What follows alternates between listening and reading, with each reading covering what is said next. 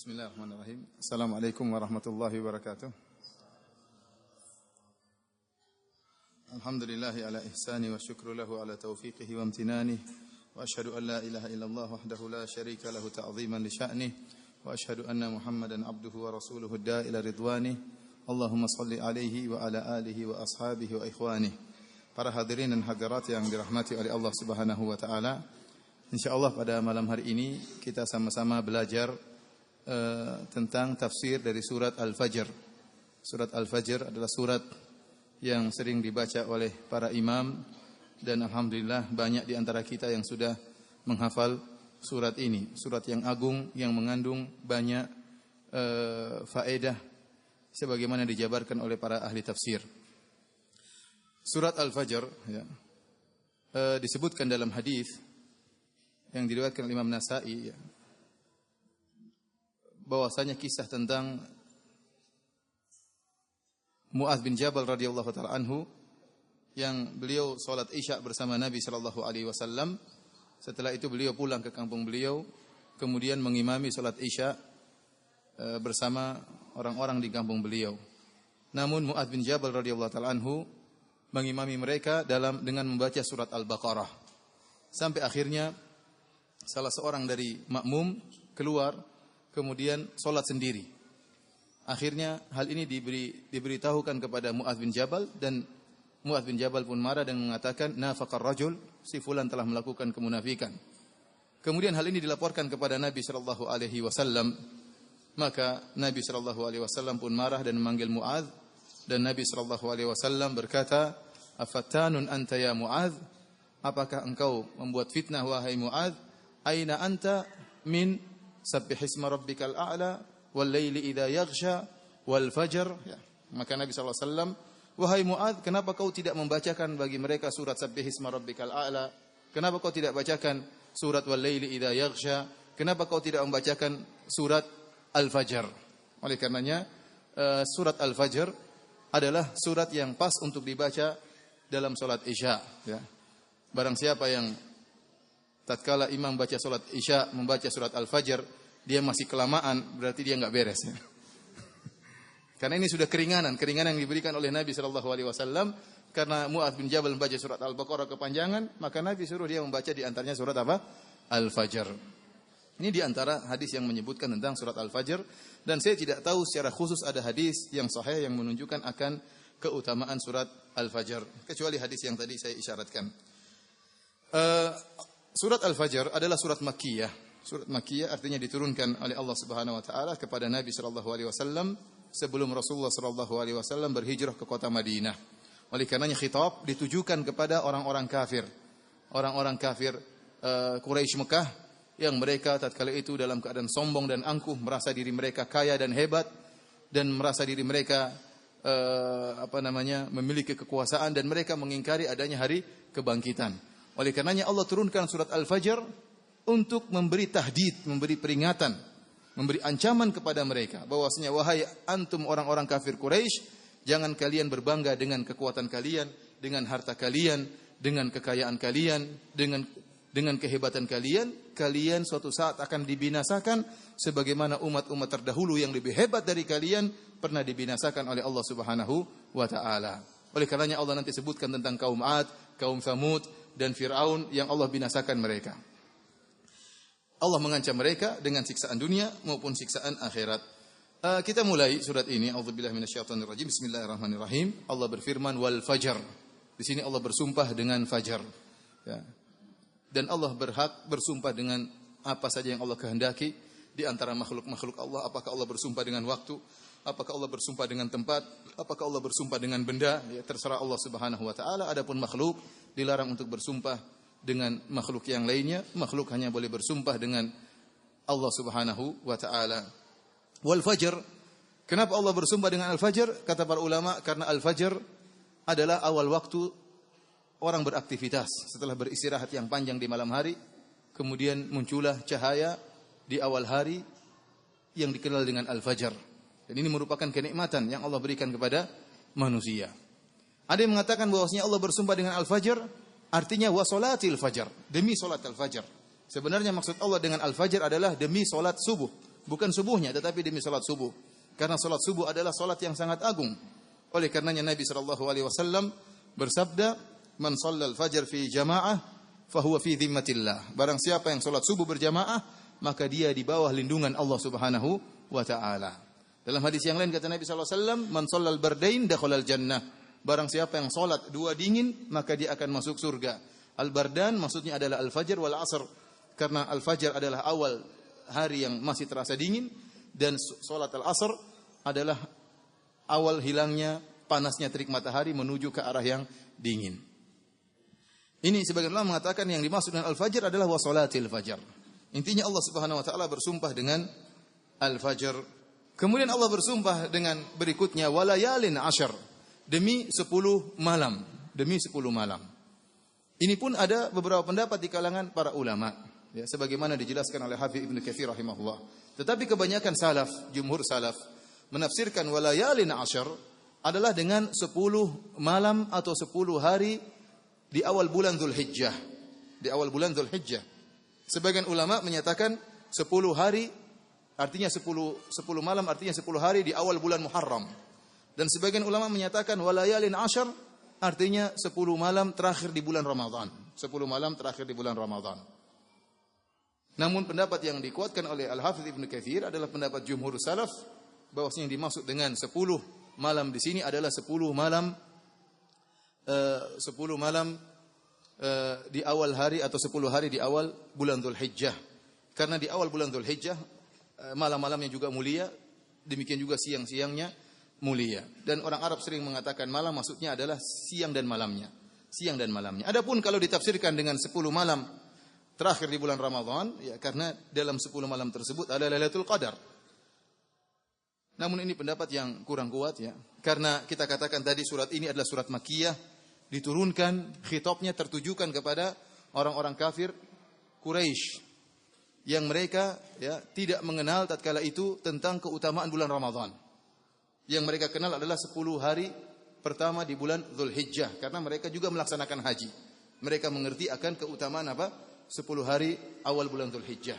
Dan ini memperingatkan kita bahwasanya ya, yang mulia bukan cuma 10 malam terakhir di bulan Ramadan. Kalau kemuliaan 10 malam terakhir di bulan Ramadan banyak diketahui oleh kaum muslimin. Tetapi kemuliaan 10 hari pertama di bulan Dzulhijjah banyak dilalaikan oleh kaum muslimin. Terutama orang-orang yang tidak melaksanakan ibadah haji. Padahal dalam hadis Nabi SAW bersabda, "Ma min ayyamin al-amalu salihu fihinna ahabbu ila Allah min hadzal asyr." Tidak ada hari-hari yang beramal soleh pada hari-hari tersebut lebih dicintai oleh Allah selain dari 10 hari ini, yaitu 10 hari pertama di bulan Dzulhijjah. Maka para sahabat bertanya, "Walal jihad fisabilillah?" Apakah lebih dicintai amalan soleh di 10 hari tersebut daripada jihad fisabilillah? Kata Nabi, "Walal jihad fisabilillah." Bahkan lebih dicintai daripada jihad fisabilillah. Illa rajulan kharaja bimalihi wa nafsihi walam yarji' min dzalika bi syai'. Kecuali seorang keluar berjihad dengan membawa jiwanya, kemudian membawa hartanya, kemudian dia balik tidak membawa sesuatu pun dari jiwa dan hartanya. Artinya dia berjihad, kemudian dia meninggal dunia, kemudian hartanya dirampas. Bukan cuma dia meninggal dunia, harta yang dia bawa seluruhnya, alat peperangannya, kudanya semua dirampas. Maka orang yang seperti ini baru bisa seimbang dengan orang yang beramal soleh di 10 hari pertama bulan Dzulhijjah. Oleh karenanya kita saling mengingatkan tatkala tiba 10 hari bulan Dzulhijjah, bahwasanya kita banyak beramal soleh di awal bulan tersebut, apakah dengan sedekah, apakah dengan berpuasa, apakah dengan membaca Al-Qur'an, apakah dengan salat malam, karena amal soleh pada hari-hari tersebut sangat dicintai oleh Allah Subhanahu wa taala. Ini pendapat jumhur salaf, yang dimaksud dengan walayalin asyr adalah 10 hari awal di bulan Dzulhijjah. Kemudian Allah bersumpah lagi, wasyaf'i wal watar. Sumpah yang ketiga Allah mengatakan demi yang genap, dan yang keempat wal watar, demi yang ganjil. Adapun yang genap dan ganjil ini, apa yang dimaksud dengan yang genap dan apa yang dimaksud dengan yang ganjil? Maka banyak sekali perkataan para ulama. Sampai-sampai Abu Hayyan menyebutkan ada 36 pendapat di kalangan ahli tafsir tentang makna wasyaf'i wal watar. Al-Imam Al-Qurtubi kalau tidak salah menyebutkan 18 pendapat tentang wasyaf'i wal watar. Ya, sebagian ulama mengatakan ayat ini umum, mencakup semua yang genap dan semua yang ganjil. Wallahu a'lam bishawab ya. Ini ada khilaf di antara kalangan ulama tentang wasyafa'i wal watar. Demi yang genap dan demi yang ganjil. Akan tapi sebagaimana sering kita katakan, asal dalam khilaf para ulama, para ahli tafsir dalam kitab-kitab tafsir mereka adalah khilaf tanawwu', bukan khilaf tadad. Artinya apa-apa yang mereka khilafkan itu hanyalah sebagian dari zikrul amsilah. Mereka menyebutkan contoh-contoh. Ya, berbeda dengan khilaf yang ada dalam buku-buku fikih. Kebanyakannya adalah pertentangan, khilaf tadad. Yang satu mengatakan haram, yang satu mengatakan halal, yang satu mengatakan sunnah, yang satu mengatakan bid'ah. Tetapi kalau khilaf dalam buku tafsir, kebanyakan satunya mencontohkan ini, satunya mencontohkan yang A, satunya mencontohkan B, satunya mencontohkan C. Contohnya wasyafi'i wal watar. Sebagian salaf mengatakan wasyafi'i wal watar berkaitan dengan salat. Demi yang genap artinya demi salat-salat yang genap. Seperti salat Isya, salat subuh dan salat zuhur, salat asar. Wal watar adalah salat maghrib karena dia ganjil. Ada sebagian salaf mengatakan wasyafi'i wal watar berkaitan dengan haji. Wasyafa' demi genap artinya yaumun nahar karena jatuh pada tanggal 10. Wal watar artinya yaum Arafah karena jatuh pada tanggal 9 Zulhijjah. Ini di antara khilaf di antara para ulama. Dan ada yang mengatakan wasyafa'i wal watar. Wasyafa' artinya demi makhluk yang genap. Wal watar artinya demi Allah karena Allah satu-satunya yang ganjil. Wa min kulli syai'in khalaqana zawjayn la'allakum tadhakkarun. Kata Allah Subhanahu wa taala, dan segala sesuatu kami ciptakan genap agar mereka ingat akan keagungan Allah, agar mereka ingat bahwasanya Allah satu-satunya yang Maha Esa. Selain Allah semuanya genap. Allah ciptakan berpasang-pasangan. Ada laki-laki, ada perempuan. Ada jantan, ada betina. Ada atas, ada bawah. Ada kanan, ada kiri. Ada depan, ada belakang. Ada positif, ada negatif. Ya. Semuanya berpasang-pasangan. Cuma Allah yang Maha Esa wal watar. Dan Allah witrun yuhibbul witr. Sungguhnya Allah Subhanahu wa taala ganjil. Ini pendapat yang kuat juga, didukung oleh firman Allah, wa min kulli syai'in khalaqana zawjaini. Dan segala sesuatu kami ciptakan berpasang-pasangan. Yang tidak berpasangan hanyalah Allah Subhanahu wa taala, qul huwallahu ahad, Allahus samad. Kemudian kata Allah Subhanahu wa taala, wal laili idza yasar, sumpah yang kelima. Demi malam tatkala yasar. Yasar dalam bahasa Arab bisa artinya adbar, bisa artinya aqbal. Bisa artinya demi malam yang berlalu dan bisa artinya demi malam yang datang. Sama seperti firman Allah, wal laili idza as'as. As'as dalam bahasa Arab bisa artinya adbar atau aqbal, datang ataupun pergi. Dalam terjemahan Al-Qur'an kita diartikan dan demi malam bila berlalu, artinya diartikan wal laili idza adbar. Tatkala malam telah berlalu. Namun sebagian ulama mengatakan tidak. Kalau malam telah berlalu berarti datang fajar, iya atau tidak? Kalau malam telah berlalu berarti datang apa? Fajar. Dan Allah telah bersumpah dengan demi fajar di awal surat. Berarti yang sekarang tatkala malam datang. Karena Allah tidak mengulangi sumpah dengan al-fajar. Oleh karenanya sebagian ulama mengatakan wal laili idza yasar, demi malam tatkala datang. Dan dalam malam hari ada tanda-tanda kebesaran Allah Subhanahu wa taala. Allah menjadikan manusia beristirahat di malam hari dan Allah menjadikan kaum mukminin mengambil sebagian waktu di malam hari untuk sujud kepada Allah Subhanahu wa taala, terutama di sepertiga malam yang terakhir. Allah bersumpah dengan ini semua untuk menekankan suatu perkara sebagaimana dijelaskan oleh ahli tafsir. Bahwasanya Allah ingin menekankan, Allah bersumpah wal fajar wal layalin 'ashar wasyafi'i wal watar wal laili idza yasar. Dan ini diketahui oleh orang-orang kufar. Allah ingin menyatakan, wahai orang-orang kafir, kalian akan binasa sebagaimana binasanya orang-orang sebelum kalian jika kalian tidak beriman kepada Allah Subhanahu wa taala. Oleh kerana Allah mengatakan, hal fi dzalika qasamun lidhi hijar. Bukankah pada yang demikian itu ada sumpah bagi orang lidhi hijar. Hijar artinya akal. Bagi orang yang memiliki lidhi aklin, bagi orang yang memiliki apa? Akal. Hijar artinya akal, artinya karena disebut hijar, akal artinya menghalangi. Akal artinya apa? Menghalangi. Orang yang memiliki hijar, dia terhalang dari melakukan perbuatan-perbuatan yang konyol. Kenapa? Dia punya akal.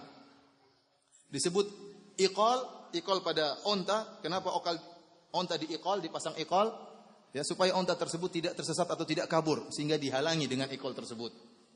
Oleh karenanya disebut dengan hijar Ismail. Hijar Ismail kata para ulama, karena hijar tersebut berfungsi untuk menahan orang-orang yang tawaf supaya tidak melengket kepada ruknain syamiyain. Karena seorang tatkala tawaf tidak boleh dia masuk dalam hijar Ismail. Ya, dan ini pernah kita jelaskan bahwasanya Ka'bah tatkala dibangun oleh orang-orang kafir Quraisy. Mereka tidak punya uang. Ya, mereka bertekad kita harus bangun Ka'bah dengan uang yang halal, bukan hasil riba, bukan hasil zina, dan bukan hasil kezaliman. Akhirnya uang yang mereka kumpulkan untuk bangun Ka'bah cuma mampu bangun separuh. Tidak sesuai dengan Qawaid Ibrahim, pondasi yang diletakkan oleh Nabi Ibrahim alaihissalam. Masih kurang sebelah kiri. Oleh karenanya untuk menutup kekurangan tersebut, mereka buat batu yang namanya Hijr Ismail. Sehingga orang tatkala tawaf tidak masuk ke tengah, tapi muter Hijr Ismail. Barang siapa yang tawaf masuk di tengah-tengah Hijr Ismail, maka tawafnya tidak sah. Karena dia tidak sempurna mengitari pondasi Nabi Ibrahim alaihissalam. Maka disebut dengan Hijr Ismail, karena dia mencegah orang yang tawaf terhalangi agar tidak masuk, melengketkan dirinya dengan apa? Dengan dua sudut yang palsu di sini, ya. Yang tidak asli, yang aslinya masih sebelah sini. Disebut dengan Hijr. Artinya Allah mengatakan hal fi dzalika qasamul lidzi Hijr. Bukankah dalam sumpah ini ada pelajaran bagi orang yang berakal? Setelah itu Allah Subhanahu wa taala mulai menyebutkan tentang azab yang pernah Allah turunkan kepada umat-umat terdahulu. Kita sebutkan di sini bahwasanya Allah menyebutkan 3 kaum. Kaum yang pertama adalah kaum 'Ad. Kaum yang kedua adalah kaum Samud, dan yang kaum ketiga adalah kaum Fir'aun. Adapun kaum 'Ad dan kaum Samud adalah termasuk dari al-Arab al-Ba'idah, Arab-Arab yang sudah punah. Dan orang-orang Arab kafir Quraisy, mereka mengetahui tentang sejarah 'Ad dan Samud. Karena kaum 'Ad dan kaum Samud adalah orang-orang Arab, namun sudah punah. Sehingga mereka tahu benar, bahkan seperti Diyar Samud masih ada sampai sekarang. Ya, namun mereka tahu benar tentang berita kaum 'Ad, bagaimana hancurnya kaum 'Ad dan bagaimana hancurnya kaum Samud, mereka ngerti. Ya. Kemudian adapun Fir'aun, kisah Fir'aun, kenapa Allah sebutkan? Karena kisah Fir'aun adalah kisah yang masyhur.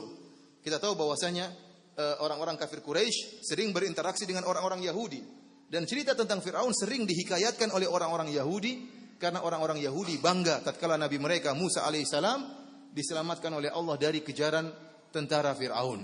Sehingga 3 kaum ini benar-benar diketahui oleh orang-orang kafir Quraisy.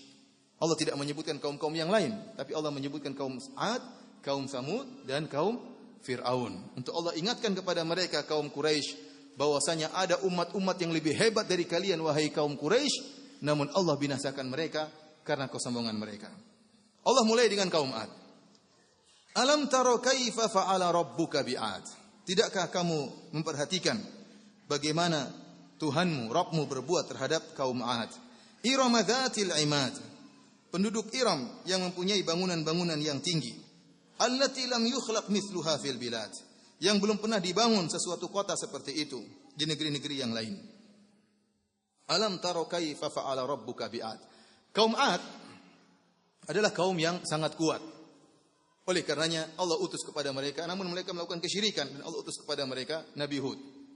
Nabi Hud, wa ila 'adin akhahum hudan, qala ya qaumi ibudullaha ma lakum min ilahin ghairuh. Kepada kaum 'Ad kami utus saudara mereka Nabi Hud, dan Nabi Hud berkata, wahai kaumku, ya, hendaknya kalian menyembah Allah saja, jangan sembah yang lainnya. Dan Nabi Hud mengingatkan atas keistimewaan tubuh mereka yang hebat. Kata Nabi Hud, wazkuru idh ja'alakum khulafa'a min ba'di qaumi Nuhin wa zadakum fil khalqi bastah. Dan ingatlah kalian wahai kaum Hud, bukankah Allah telah menjadikan kalian berkuasa setelah kaumnya Nabi Nuh, dan Allah berikan kekuatan tubuh pada diri kalian. Harusnya kekuatan tersebut, anugerah tersebut menjadikan kalian bersyukur kepada Allah, tidak berbuat kesyirikan. Namun mereka justru melakukan kesyirikan. Kekuatan tubuh yang mereka miliki menjadikan mereka sombong.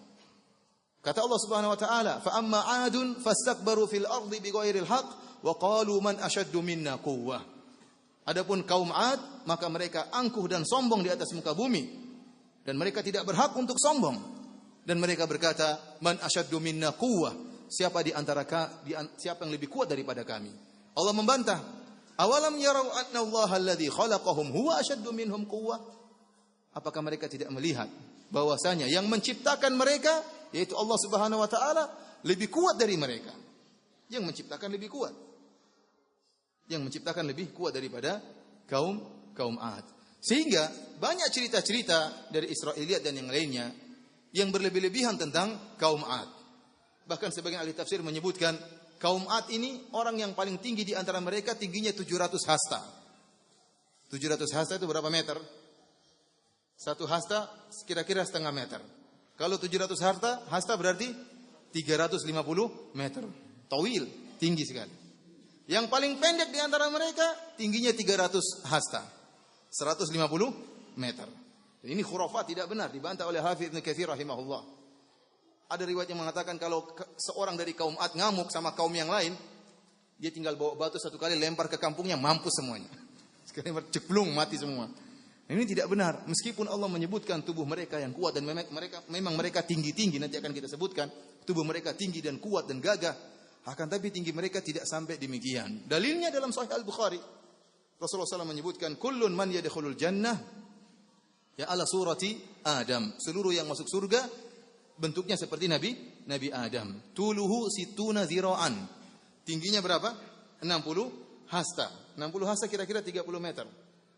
Kemudian kata Nabi SAW, falam yazalil khalqu yanqusu ba'dahu hatta al-an. Setelah itu manusia semakin memendek, mengkerdil sejak Nabi Adam sampai sekarang. Sampai jadi seperti antum seperti ini. Dulu Nabi Adam alaihissalam 60 berapa? 30 meter. Kemudian mengecil. Ya seperti kita sekarang. Oleh karenanya tidak ada yang lebih tinggi daripada Nabi Adam alaihissalam. Oleh karenanya, dan kita yakin kaum Ad adalah keturunan Nabi Adam alaihissalam. Bagaimana tinggi mereka kemudian 700 atau 350 meter, sementara Nabi Adam cuma 60 hasta. Karena kesombongan mereka, maka Allah hancurkan mereka. Kata Allah, Irama dzatil imad. Tidakkah kalian melihat bagaimana Allah menghancurkan kaum Ad? Irama dzatil imad. Iram di sini ada khilaf di antara para ulama. Ada yang mengatakan Iram adalah nama kota yang dihuni oleh kaum Ad. Dan kota tersebut kota yang menakjubkan, kata sebagian orang. Ya. Sampai disebutkan hikayat-hikayat makdzubat, hikayat-hikayat dusta bahwasanya kota mereka terdiri atas emas dan perak, jembatannya terbuat dari emas. Namun kata Al-Hafidz Ibnu Katsir rahimahullah, ini semua tidak benar. Ya. Tidak benar. Iram adalah pendapat yang kedua di kalangan ahli tafsir, dan ini kalau tidak salah dipilih oleh Hafidz Ibnu Katsir. Iram adalah nama kakeknya kaum Ad. Jadi kaum Ad, bapak mereka adalah Ad bin Iram bin Uwas bin Sam bin Nuh. Siapa namanya? Ad bin Iram bin Uwas bin Sam bin Nuh. Jadi Nuh punya anak siapa? Sam. Sam punya anak Uwas. Uwas punya anak Iram. Iram punya anak Ad. Kaum Ad anak-anaknya Ad ini. Jadi mereka generasi ke-6 setelah Nabi Nuh alaihi salam. Makanya Nabi Hud tatkala mengingatkan mereka, Nabi Hud mengatakan, "Wazkuru idz ja'alakum khulafa'a min ba'di qaumi Nuh." Jadi Nabi Nuh masih dekat dengan mereka. Masih dekat dengan, ingatlah tatkala Allah menjadikan kalian penguasa-penguasa setelah kaum Nuh, menunjukkan kaum Nuh dekat dengan mereka. Kata Allah, Irama dzatil imad, yang memiliki tiang-tiang. Imad artinya tiang-tiang. Ada sebagian ahli tafsir mengatakan mereka ini kaum Ad hidupnya dengan kemah-kemah atau kubah-kubah atau kemah-kemah yang didirikan di atas tiang-tiang. Kita tahu kalau orang ingin bikin kemah maka dibangun tiang-tiang yang tinggi untuk bangun kemah. Sehingga mereka kaum Ad tidak pernah menetap, tidak pernah mukim. Mereka berpindah dari satu tempat ke tempat yang lainnya. Ini pendapat. Namun pendapat ini kurang kuat. Pendapat yang lebih kuat bahwasanya mereka memiliki rumah dengan tiang-tiang yang tinggi.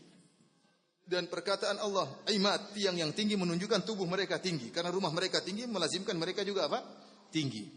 Dan rumah mereka bukan terbuat dari kemah-kemah, tapi bentuk yang permanen. Oleh karenanya Allah sebutkan, tatkala Allah menghancurkan kaum Ad, rumah-rumah mereka masih tersisa. Sebagaimana Allah sebutkan dalam surat Al-Ahqaf, kalau tidak salah, kata Allah Subhanahu wa taala, "Falamma ra'awhu 'aridan mustaqbila awdiyatihim, qalu hadza 'aridun mumtiruna." Bal huwa masta'jaltum bihi rihum fiha 'adzabun alim tudammiru kulla syai'in bi amri rabbiha fa asbahu la yura illa masakinuhum. Tatkala Allah mengirimkan angin yang akan menghancurkan mereka, mereka melihat dari jauh angin tersebut gelap seperti awan yang hitam. Kata mereka, ini hujan yang akan datang menyirami kami. Kata Allah, bal huwa masta'jaltum bi, itu bukan hujan, tetapi itu angin adalah azab yang kalian minta-minta untuk didatangkan azab tersebut. Fiha adzabun alim, dalam angin tersebut ada azab yang sangat pedih. Maka kemudian Allah meniupkan angin tersebut 8 malam dan 7 hari. Kata Allah Subhanahu wa taala, fa amma 'adun fa uhliku bit taghiyah sakharaha fa amma 'adun fa uhliku bi rihin sarsarin atiyah. Adapun kaum 'Ad maka dihancurkan dengan angin yang dingin dan bertiup sangat kencang. Sakharaha sab'a layalin wa thamaniyat ayamin husuma. Allah terbangkan mereka selama 7 malam dan 8 hari. Allah sebutkan dengan detail. Mereka dibawa oleh angin tersebut, angin yang sangat kencang tersebut, dingin dan kencang selama 7 malam dan 8 hari. Padahal tubuh mereka kuat. Untuk bayangkan bagaimana angin bisa menerbangkan apa? Mereka. Saya melihat angin paling kencang saja tidak bisa menerbangkan kucing. Kucing aja nggak bisa terbang. Paling kakinya loncat satu jatuh lagi.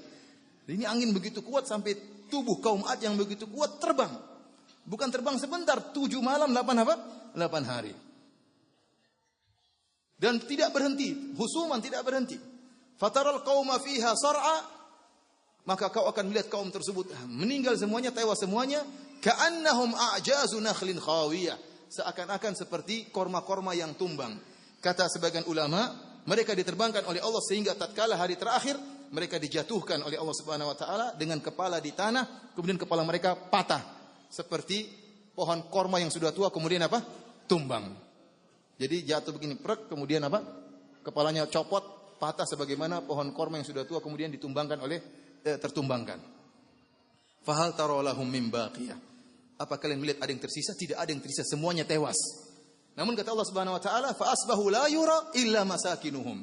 Jadilah mereka semua tidak ada yang terlihat, semuanya tewas. Illa masakinuhum, kecuali tempat-tempat tinggal mereka. Artinya apa? Rumah-rumah mereka permanen. Kalau seandainya rumah-rumah mereka terbuat dari kemah, tentunya kemah tersebut akan apa?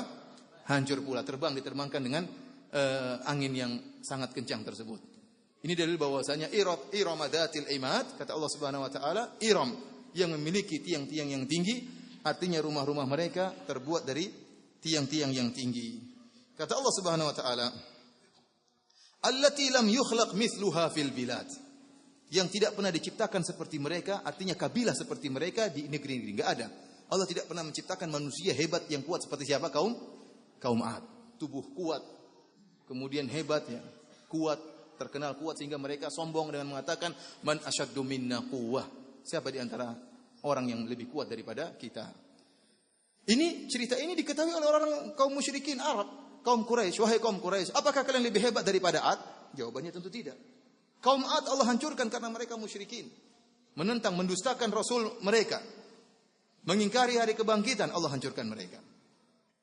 Sekarang Allah sebutkan kaum yang kedua, kaum Samud yang juga diketahui oleh orang kafir Quraisy. Wa samudal ladzina jabu as-sakhra bil wad. Dan kaum Samud yang mereka memotong ya, batu besar-besar, batu-batu besar di lembah. Kata para ulama, kaum yang pertama kali bisa memotong batu-batu besar kemudian dibawa dari lembah adalah kaum Samud. Oleh karena Allah sebutkan kenikmatan yang Allah berikan kepada mereka. Tattakhiduna min suhuliha qusura wa tanhituna al-jibala buyuta. Mereka membangun istana-istana di tanah yang landai dan mereka memahat gunung untuk dijadikan apa? Rumah-rumah. Kaum Samud adalah kaumnya Nabi Saleh.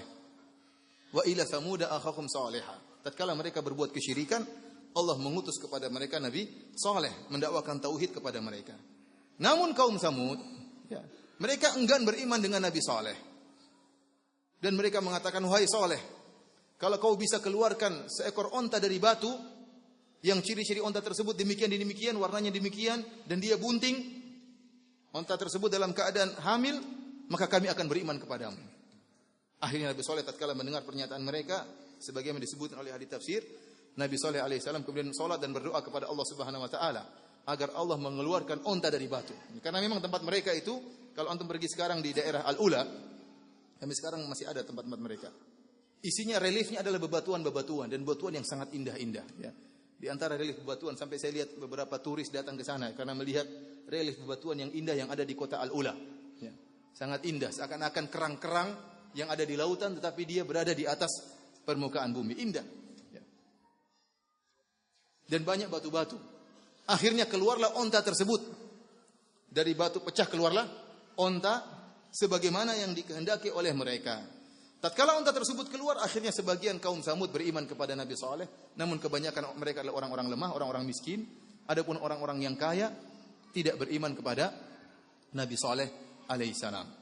Akhirnya Nabi Saleh mengatakan, laha syirbun walakum syirbu yaumin ma'lum. Ada peraturan tentang unta ini. Fadharuha ta'kul fil ardi wala tamassuha bisu'in fayakhudhukum adzabun qarib. Kata Nabi Saleh, biarkan unta ini makan sepuasnya di atas muka bumi. Dan jangan kalian sama sekali sentuh, membuat keburukan kepada unta tersebut, maka akan datang kepada kalian adab yang dekat, disegerakan oleh Allah Subhanahu wa taala. Akhirnya ada sumur di situ yang katanya sumurnya masih ada sampai sekarang di daerah Al-Ula. Datanglah unta Nabi Saleh minum dari sumur tersebut.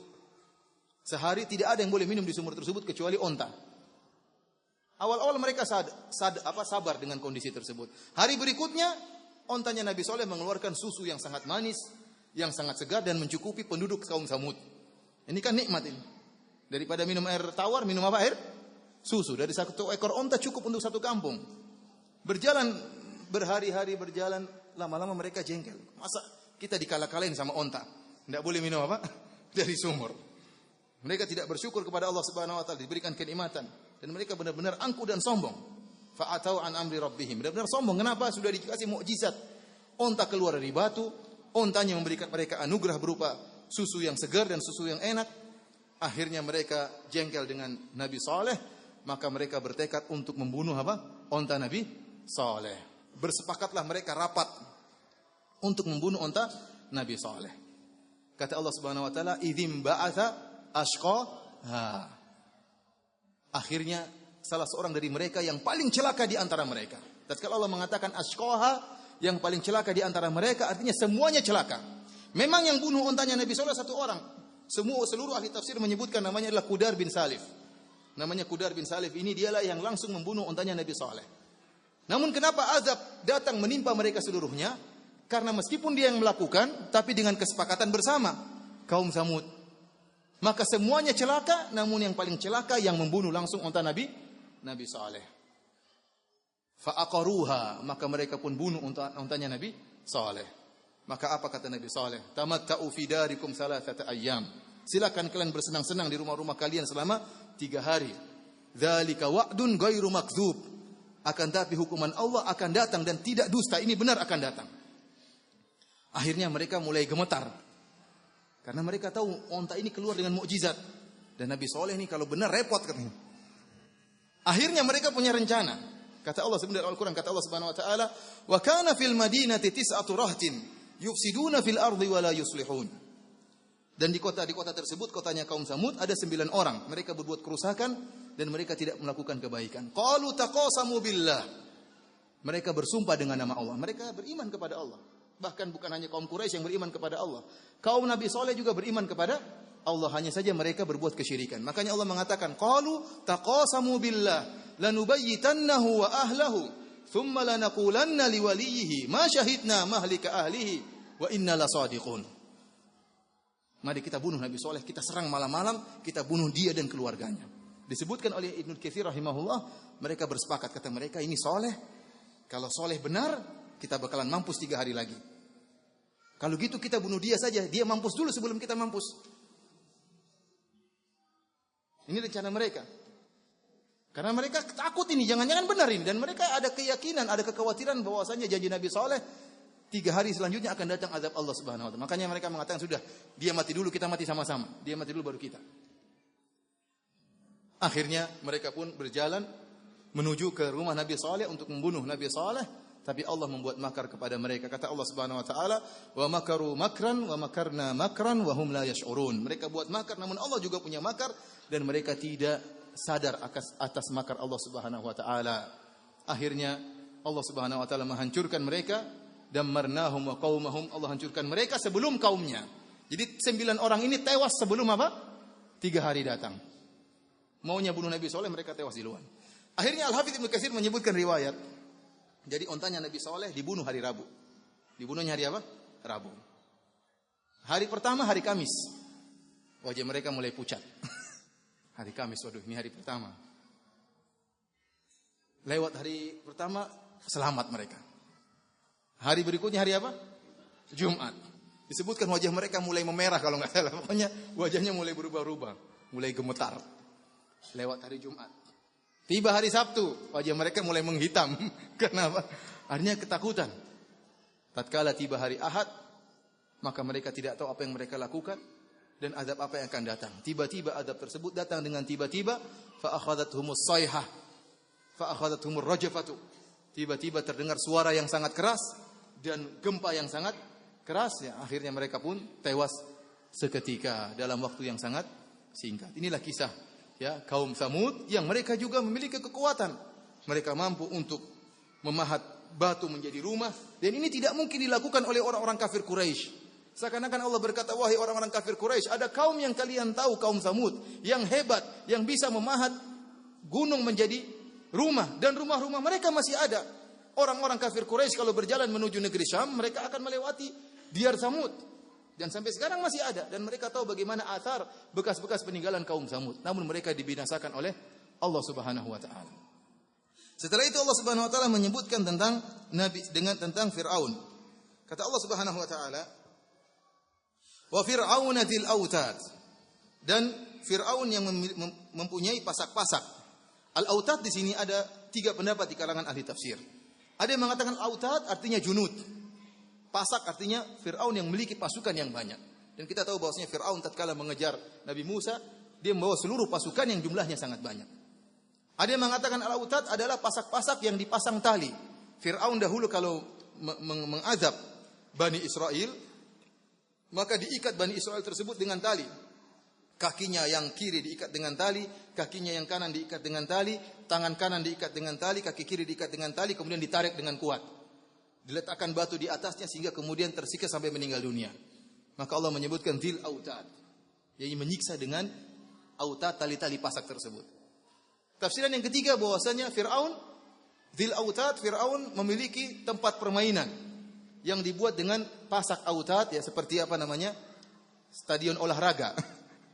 Mungkin main futsal seperti itulah, kira-kira. Artinya ada lapangan yang dibuat untuk bermain-main, mereka berhura-hura, yang dibuat dengan tali-tali pasak, ya, kemudian dijadikan tempat mainan. Dan ini tafsiran tidak bertentangan, semuanya benar. Fir'aun begini dan begini dan begini. Dan Fir'aun yang sangat angkuh tersebut ternyata Allah binasakan. Allah binasakan sebagaimana disebutkan para ahli tafsir. Nabi Musa alaihissalam tatkala melewati lautan, ya, Laut Merah, maka dia pun memukulkan tongkatnya, maka laut pun terbuka sehingga Nabi Musa dan para pengikutnya melewati laut tersebut. Tatkala Nabi Musa alaihissalam dan pengikutnya melewati laut tersebut, hal ini disaksikan oleh Fir'aun dan pengikutnya. Ini mukjizat yang luar biasa. Mukjizat yang luar biasa. Bayangkan laut terbelah, tiba-tiba kering, tidak becek. Allah jadikan yabasan, kering, dan mudah dilewati oleh Nabi Musa dan para pengikutnya. Akhirnya tatkala Nabi Musa dan pengikutnya sudah lolos, Fir'aun baru masuk di mulut pantai. Tatkala itu disebutkan dia ragu-ragu untuk masuk. Akhirnya anak buahnya menunggu Fir'aun yang dulu masuk. Dia kan bos, masuk duluan. Fir'aun pintar, ya. Ini saya pernah jelaskan cerita tentang cerdasnya Fir'aun. Luar biasa Fir'aun cerdas dalam berdebat, dan ini disebutkan oleh dalam Al-Quran. Banyak bagaimana dia sangat pintar ngomong. Ya.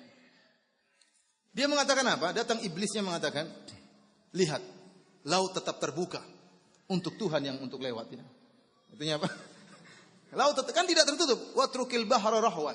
Tatkala Nabi Musa ingin memukul lautan untuk tertutup, Allah tegur. Biarkan laut terbuka, kata Allah Subhanahu wa taala. Innahum jundum mughraqun. Mereka adalah pasukan yang akan tenggelam. Nabi Musa memukul laut untuk kembali, Allah bilang jangan, biarin. Firaun mengatakan, tuh lihat laut terbuka. Ini karena saya Tuhan mau lewat. Tunduk kepada saya laut tersebut. Akhirnya anak buahnya pun ikut. Ayo kejar Musa. Begitu sampai tengah, mati semuanya. Dan ini Fir'aun dibandingkan dengan kaum Quraisy nggak ada apa-apanya. Kaum Quraisy berapa pasukan mereka? Sedikit. Perang Badar cuma 1.000 orang. Perang Khandaq perang Uhud cuma sedikit. Perang Khandaq cuma berapa? 10.000. Fir'aun disebutkan banyak sekali pasukannya. Namun mereka dibinasakan oleh Allah Subhanahu wa taala. Kata Allah, alladzina tagaw fil bilad. Yang mereka itu semuanya telah berbuat tughyan. Dan tughyan kata para ulama adalah syiddatul ma'asi wa syiddatudz zulm. Mereka benar-benar bermaksiat kepada Allah dan benar-benar menzalimi selain mereka. Ya, kaum Ad sombong dan angkuh menzalimi kabilah-kabilah yang lainnya. Kaum Samud pun demikian, dan kaum Fir'aun menzalimi kabilah Bani Israel. Mereka ini semuanya tagaw fil bilad. Fa aktsaru fiha al-fasad. Dan mereka melakukan kerusakan yang banyak. Dan ini natijah hasil dari kesombongan dan keangkuhan dari tughyan, maka mereka akan banyak melakukan kerusakan. Kata Allah, fasabba alaihim rabbuka sawta adzab. Maka Allah tumpahkan. Sabba dalam bahasa Arab menumpahkan apa? Air dari apa? Nah, kita sabbal ma, menumpahkan air dari gelas. Digerujuk apa? Air. Seakan-akan Allah mengatakan azab yang Allah berikan seperti gerujukan apa? Azab. Dan Allah mengatakan sawtu azab. Saut itu cambuk. Allah tidak mengatakan maka Allah limpahkan kepada mereka, Allah tumpahkan kepada mereka pedang azab, tidak. Tapi Allah mengatakan cambukan azab. Cambuk lebih ringan daripada pedang. Seakan-akan Allah mengatakan kepada kaum Quraisy, ini azab yang Allah turunkan kepada kaum Samud dan kaum Ad dan kaum Fir'aun, azab yang kecil dibandingkan dengan azab di akhirat. Azab yang sepele yang dibandingkan dengan azab yang akhirat. Makanya Allah tidak mengatakan saifa azab, pedang azab, tapi sauta azab. Artinya ada azab yang lebih parah daripada ini. Inna rabbaka labil mirsad. Kata Allah, sungguhnya Rabbmu dalam kondisi mengawasi. Allah tidak mengatakan hanya melihat, tetapi apa? Mengawasi. Dan kita tahu mengawasi itu melihat dengan apa? Dengan lebih detail. Lebih apa? Lebih awas kalau istilah kita. Sehingga wahai kaum Quraisy, apapun yang kalian ucapkan, apapun yang kalian perbuat, apapun tindak tanduk kalian, semuanya diawasi oleh Allah Subhanahu wa taala. Tidak ada yang luput dari pengawasan Allah Subhanahu wa taala. Dan ini ayat merupakan ancaman, tahdid. Setelah itu Allah Subhanahu wa taala beranjak pada paragraf berikutnya untuk menjelaskan kesalahpahaman orang-orang kafir Quraisy atau orang kafir secara umum. Orang-orang kafir Quraisy di fase Mekah, mereka adalah orang kaya. Umayyah bin Khalaf, Ubay bin Khalaf, Abu Jahal, Abu Lahab, orang-orang kaya. Sementara kaum muslimin orang-orang miskin. Kebanyakannya orang-orang miskin. Bilal, kemudian Ammar bin Yasir dan sahabat-sahabat yang miskin, tidak kaya raya dan tidak hebat sebagaimana orang-orang kafir Quraisy. Sehingga mereka menyatakan, kami orang yang mulia. Buktinya Allah berikan kami kekayaan, buktinya Allah berikan kami martabat yang tinggi. Maka Allah sebutkan keyakinan mereka. Kata Allah, fa ammal insanu idza mabtalahu rabbuhu fa akramahu wa na'amahu fa yaqulu rabbi akraman.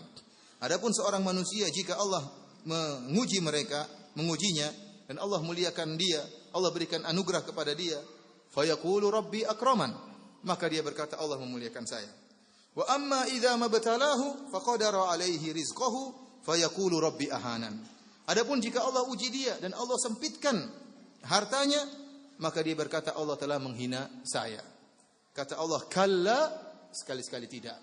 Para hadirin yang dirahmati oleh Allah Subhanahu wa taala, kalimat kalla sebagaimana dijelaskan oleh Imam Al-Qurtubi rahimahullah dan juga yang lainnya, kalla datang dalam Al-Qur'an banyak. Kalau kalla datang setelah ada pemahaman yang ingin dibantah, seperti pemahaman orang-orang tadi, kalau dapat harta berarti saya dimuliakan, kalau tidak diberi harta berarti saya dihinakan oleh Allah. Maka Allah mengatakan kalla. Kalau datang kalimat kalla setelah pemahaman yang keliru dan Allah ingin bantah, maka kalla artinya kalimatuz zajr wa rada. Artinya kalau kita artikan sekali-sekali tidak benar apa yang kalian sangkakan. Tetapi jika kalla datang tanpa ada sesuatu yang ingin dibantah oleh Allah sebelumnya, maka kalla artinya untuk penekanan, artinya haqqan. Artinya apa?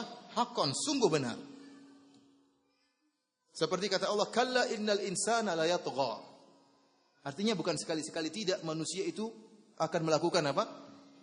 Kezaliman ar-ra'ahu istaghna, tatkala dia merasa kaya. Tapi haqqan, sungguh benar. Manusia itu kalau sudah merasa dia kaya, dia akan melakukan kezaliman.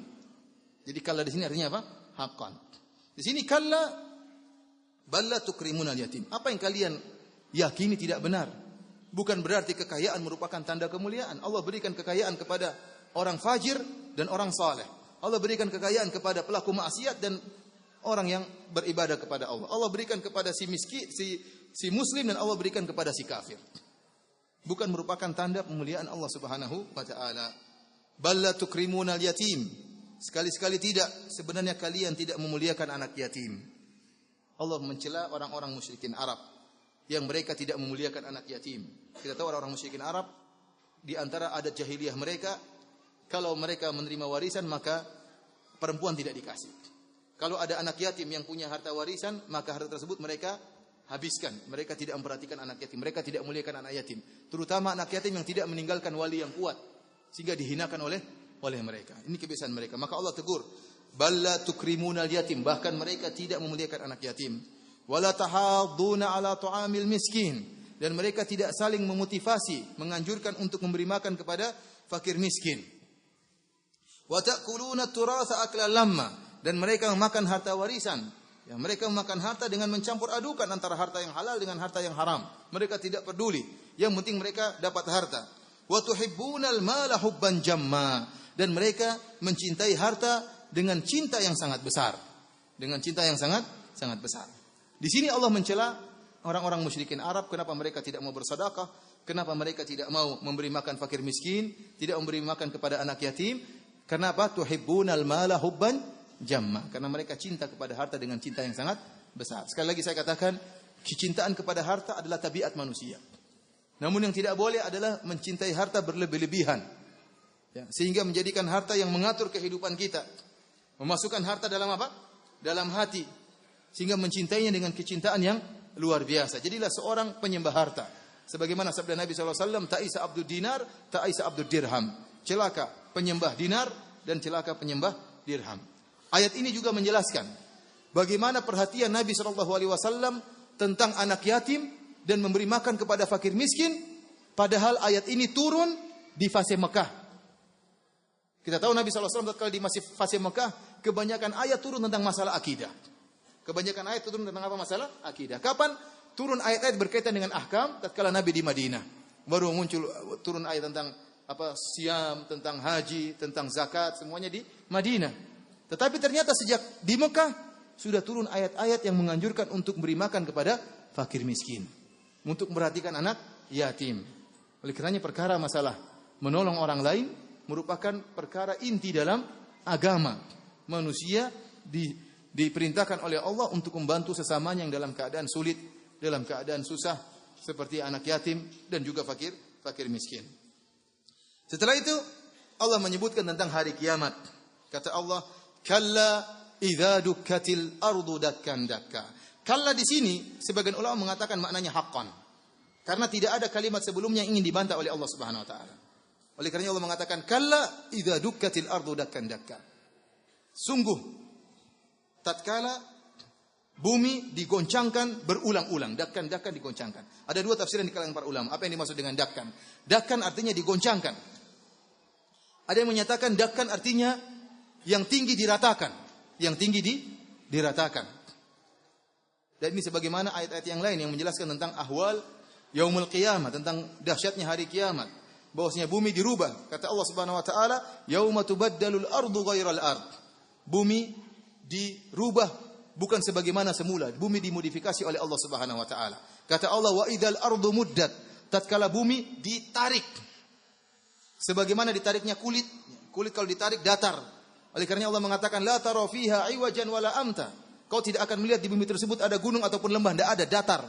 Bumi yang tadinya bulat didatarkan oleh Allah Subhanahu wa taala sehingga lebih luas, cukup bagi seluruh penghuni bumi, ya, sejak zaman Nabi Adam sampai hari kiamat. Kemudian Allah turunkan matahari dengan jarak apa? Satu mil. Sehingga ikhwani fillah wa akhwati fiddin azani Allah wa iyyakum, tatkala matahari diturunkan dalam jarak 1 mil, semuanya terasa panas dengan sama rata. Kenapa? Bumi apa diratakan. Gunung-gunung dihancurkan. Kata Allah, kalla idza dukkatil ardu dakkan dakka. Apabila bumi diguncangkan berulang-ulang. Wa jaa rabbuka wal malaku saffan saffa. Maka datanglah Rabbmu dan para malaikat dengan bersaf-saf, yaitu li faslil qada. Para ulama sepakat yang dimaksud dengan datangnya Allah yaitu untuk memulai persidangan. Jadi ayat ini seakan-akan menjelaskan setelah bumi diratakan, manusia dibangkitkan di padang mahsyar, maka mereka menantikan kedatangan siapa? Allah Subhanahu wa taala. Dan hari tersebut, ya, fi yaumin kana miqdaruhu 50 alf sanah. Satu hari seperti 50.000 tahun. Fa idahum qiyamun yanzurun. Tiba-tiba mereka berdiri menanti kedatangan Allah dengan penantian yang sangat lama dengan penuh kepayahan. Oleh karena Allah sebutkan pada hari tersebut, orang-orang datang kepada Nabi Adam alaihissalam. Mereka mengatakan, "Ya Adam, anta abul bashar." Engkau adalah nenek moyang manusia. Khalaqakallahu biyadai. Allah ciptakan engkau dengan kedua tangannya. Wa asjada Allahu laka malaikatahu. Allah menjadikan malaikat sujud kepada engkau. Ala tara ma nahnu fi. Tidakkah kau lihat apa yang kami rasakan? Ala tashfa' lana inda rabbik. Tidakkah engkau beri syafaat bagi kami di sisi Allah Subhanahu wa taala? Syafaat bukan menolong mereka, tapi syafaat untuk mulai persidangan.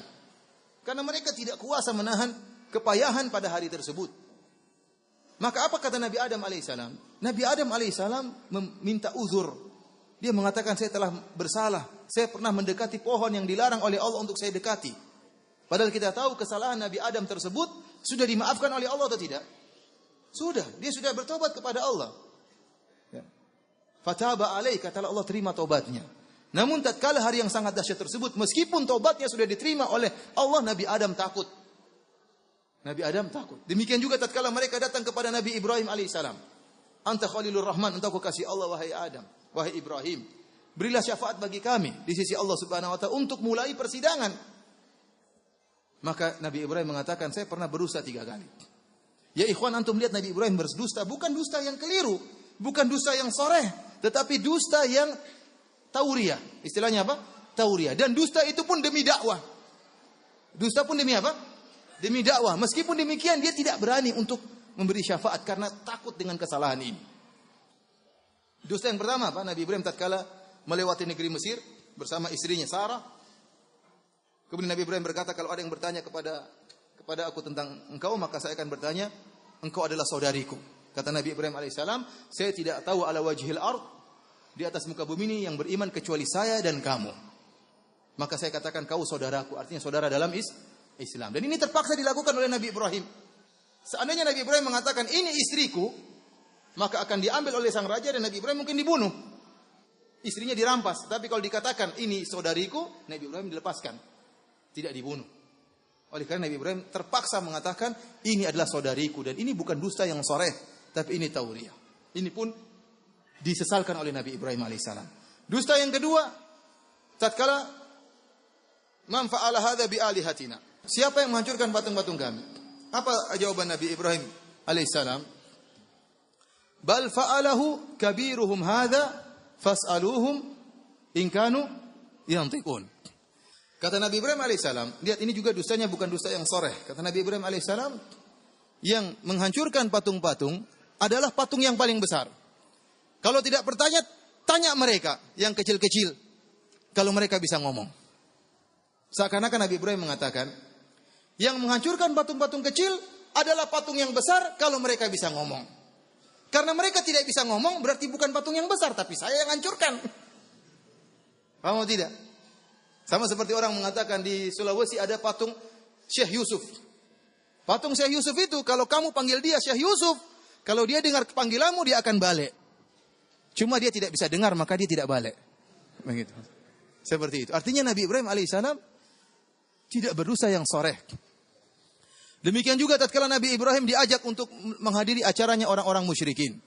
Maka dia mengatakan, inni saqim. Saya sakit. Dan saqim datang dalam isim fa'il. Saqim dalam isim apa? Fa'il. Dan kita tahu dalam nahwu isim fa'il menunjukkan masa depan. Seperti untuk kita mengatakan, kamu mau kemana? Ana zahib. Saya akan pergi. Belum pergi, tapi saya akan apa? Pergi. Dan dia mengatakan, ini saqim, saya akan sakit. Ini tidak dusta. Namanya manusia pasti pernah sakit. Iya atau tidak? Dan dia mengatakan, Nabi Ibrahim apa? Fa'idha maritu fahuwa yashfin. Kalau saya sakit, dan dia benar sakit. Oleh katanya dustanya Nabi Ibrahim, tidak ada yang dusta soreh. Semuanya demi dakwah. Namun tatkala itu Nabi Ibrahim ketakutan. Dia mengatakan nafsi, masing-masing urusannya pribadi. Idhabu ila ghairi. Pergilah kepada nabi yang lain. Bagaimana dengan kita yang dosanya sangat banyak, dimaafkan enggak tahu. Parah ya. Parah atau tidak dosa-dosa kita ini? Allah musta'an.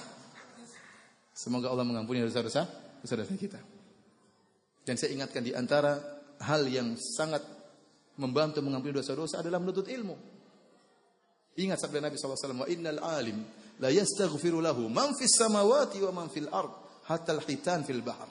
Sungguhnya orang yang berilmu akan dimohonkan ampunan oleh penduduk langit dan penduduk bumi sampai ikan-ikan yang ada di lautan. Di antara sebab maghfirah yang besar adalah menuntut apa? Menuntut ilmu. Para hadirin rahmati Allah Subhanahu wa taala, akhirnya Nabi Muhammad sallallahu alaihi wasallam mengatakan ana laha, saya yang akan meminta syafaat kepada Allah Subhanahu wa taala. Maka Nabi pun sujud di bawah arsy.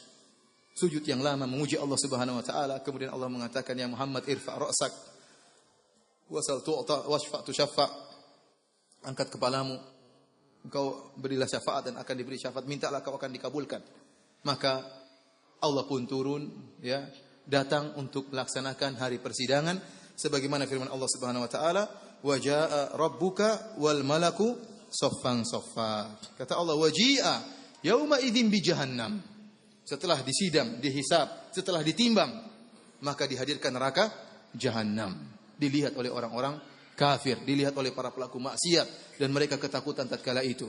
Kata Nabi SAW, yu'ta bi jahannam yauma idzin laha sab'una alfa zimamin likulli zimamin sab'una malakin yajurrunaha. Neraka dihadirkan, didatangkan, memiliki 70 tali, 70.000 tali, dan masing-masing tali dibawa oleh 70.000 malaikat. Ada 4.900.000.000 malaikat yang tarik menghadirkan apa? Neraka Jahannam. Kita enggak tahu besarnya malaikat kayak apa, kita enggak tahu talinya besarnya kayak apa, kita enggak tahu antara tali yang satu dengan tali yang lain besarnya kayak apa. Yang jelas neraka sangatlah luas, ya, sangatlah luas. Maka dia sering mengatakan hal mim mazid, masihkah ada tambahan, masihkah ada tambahan. Bahkan matahari dimasukkan dalam neraka, bulan dimasukkan dalam neraka. Para hadirin dan hadirat yang dirahmati oleh Allah Subhanahu wa taala, tatkala mereka melihat neraka Jahannam dihadirkan, maka kata Allah, yauma idzi yatadzakkarul insan, maka pada hari tersebut manusia ingat. Ya, apa yang mereka ingat di sini maf'ul bihnya tidak disebutkan. Ingat seluruhnya. Sebagaimana dalam ayat yang lain, ya, yatadzakkarul insan ma sa'a. Akan dia ingat seluruh apa yang pernah dia lakukan secara detail. Di sini ma mausulah memberikan faedah keumuman, ingat seluruh yang pernah dia lakukan, seluruh pandangan haram yang pernah dia lihat, seluruh ghibah yang pernah dia ucapkan, seluruh pendengaran haram yang pernah dia lakukan, seluruh hasad, seluruh riya, yang detail-detail semuanya akan dia ingat pada hari tersebut. Fa anna lahu dzikra, maka apa faedahnya tatkala itu dia ingat? Tidak ada faedahnya. Sudah tidak bisa dia selamatkan. Seluruhnya sudah terjadi. Tinggal dihisab, tinggal masuk neraka atau masuk surga. Kemudian Allah berfirman, dia berkata, yaqulu ya laitani qaddamtu li hayati. Dia berkata, seandainya dahulu aku beramal demi kehidupanku, ai qaddamtu fid dunya li hayati fil akhirah. Seandainya saya dulu beramal di dunia untuk kehidupanku yang sesungguhnya di akhirat. Ayat ini, kebanyakan ahli tafsir menyebutkan ayat ini adalah ucapan seorang yang mukmin. Banyak ahli tafsir menyebutkan, saya baca buku tafsir banyak yang menyebutkan bahwasanya ini perkataan seorang mukmin. Apalagi orang kafir. Ayat ini menunjukkan seluruh orang mukmin dan orang kafir menyesal. Orang mukmin menyesal kenapa? Menyesal tatkala dia melihat kenapa dulu saya tidak beramal soleh lebih banyak daripada sekarang. Kenapa dahulu saya tidak salat malam lebih banyak rakaatnya? Kenapa dahulu saya sedekah cuma ragu-ragu sedikit-sedikit sampai akhirnya maut menjemputku? Kenapa dahulu saya tidak tebar senyum? Bukankah kalau kata Rasulullah SAW, tabassumuka li fi wajhi akhika sadaqah, senyum di hadapan saudaramu sedekah. Kenapa saya senyum, jual mahal senyum? Menyesal semuanya, menyesal. Dan semua mukmin akan menyesal. Kenapa? Karena surga bertingkat-tingkat, tidak sama. Surga bertingkat-tingkat. Bidadarinya pun beda, tidak sama. Bidadari hebat ini, bidadari lain dengan yang di atas. Semuanya menyesal, ikhwan. Semuanya menyesal. Ya. Oleh karenanya Rasulullah SAW mengatakan, atau Allah mengatakan, "Faman ya'mal mithqala dzarratin khairan yarah, wa man ya'mal mithqala dzarratin syarran yarah." Sedikit apapun yang kalian lakukan sebesar zarrah, maka kau akan melihat hasilnya. Makanya Nabi SAW menyuruh kita beramal meskipun sedikit apapun. Makanya Nabi SAW mengatakan, "La tahqiranna minal ma'rufi syai'an walau an talqa bi akhika bi wajhin talq." Jangan kau meremehkan sedikit kebaikan pun, meskipun kau bertemu dengan saudaramu dengan senyuman. Senyuman ini antum cuma buka gigi sedikit, ini ada pahalanya nanti. Ini bisa merubah kualitas bidadari. Merubah kualitas surga yang akan antum masuki dengan senyuman. Jangan antum remehkan. Bahkan Nabi SAW mengatakan, fattaqun nara walau bisyikkit tamrah. Jagalah diri kalian dari neraka jahanam meskipun hanya dengan sepenggal korma. Rasulullah tidak mengatakan sebutir korma. Rasulullah SAW mengatakan bahkan meskipun sepenggal korma, separuh korma. Artinya apa? Hadis ini bukan Rasulullah SAW menganjurkan kepada kita dan mengajarkan kepada kita untuk pelit dalam bersedekah. Tidak. Punya korma 1 ton cuma sedekahnya separuh korma. Tidak. Maksudnya kalau kamu tidak punya uang dan tidak kamu bisa bersedekah kecuali sepenggal korma, maka jangan remehkan. Jangan remehkan meskipun sepenggal korma ini bisa bermanfaat di akhirat. Tidak ada yang sia-sia. Tidak ada yang sia-sia. Islam Maha Adil, Allah Maha Adil. Sedikit pun ya kebaikan yang kita lakukan tidak ada yang terlupakan. Meskipun mungkin kita lupakan, meskipun tidak ada orang yang lihat, tapi semuanya diingat oleh Allah dan akan ada balasannya. Faman ya'mal mithqala dzarratin khairan yarah. Barang siapa yang melakukan kebaikan meskipun sedikit, dia akan melihat hasilnya. Lihatlah seorang mukmin di hari kiamat kelak, yaqulu ya laitani qaddamtu li hayati. Tatkala dia melihat surga, dia mengatakan seandainya dulu saya beramal soleh lebih banyak. Sekarang sudah umur 60 tahun, bentar lagi mampus. Menyesal saya. Mending menyesal sekarang. Masih ada waktu mungkin 5 tahun, 7 tahun untuk banyak beramal soleh. Tapi kalau sudah meninggal dunia, fa anna lahu dzikra. Apa faedahnya menyesal? Bagaimana lagi dengan orang-orang pelaku maksiat? Tentu akan lebih menyesal dengan apa yang telah mereka lakukan di akhirat kelak. Para hadirin rahmati oleh Allah Subhanahu wa taala, kata Allah, "Fa yauma idzil la yu'adzibu 'adzabahu ahad." Maka pada hari tersebut tidak ada yang mengadab sebagaimana adabnya Allah. Wala yusiku wathaqahu ahad, dan tidak ada yang membelenggu, tidak ada yang mengikat sebagaimana ikatan Allah. Betapapun azab yang dilakukan oleh seorang di dunia ini, meskipun dia bertafannun, dia berusaha melakukan azab yang sangat pedih, tidak akan sama dengan azabnya Allah Subhanahu wa taala. Mau dia siksa dengan cara apapun, siksaan dia akan kalah dengan siksaan Allah di akhirat. Tidak akan sama. Bagaimanapun dia cara mengikat manusia untuk menyeret, untuk menyiksa, tidak akan sama dengan idzil aglalu fi a'naqihim wassalasilu yushabun. Tatkala Allah meletakkan belenggu di leher-leher mereka dan Allah ikat dengan rantai-rantai, tidak akan sama dengan rantainya Allah di akhirat, di neraka jahanam. Tidak akan sama dengan ikatan belenggu besi Allah di neraka jahanam. Kemudian setelah itu Allah Subhanahu wa taala berfirman, setelah Allah menyebutkan tentang orang-orang yang dibinasakan oleh Allah, orang-orang kafir, Allah tutup dengan orang-orang yang beriman kepada Allah. Allah mengatakan, "Ya ayyatuhan nafsul mutmainnah," wahai jiwa yang tenang. Ya, tenang di sini banyak perkataan ahli tafsir. Ada yang mengatakan tenang dengan berzikir kepada Allah Subhanahu wa taala. Tenang, aman dari azab neraka jahanam. Tenang dari kedahsyatan hari kiamat. Kemudian tenang artinya beriman kepada Allah Subhanahu wa taala. Tenang artinya yakin dengan hari akhirat. Ini jiwa-jiwa yang selamat, jiwa-jiwa yang tenang. Irji'i ila rabbiki radiyatan mardiyah. Kembalilah engkau kepada Rabbmu dengan hati yang puas dan diridhai oleh Allah Subhanahu wa taala.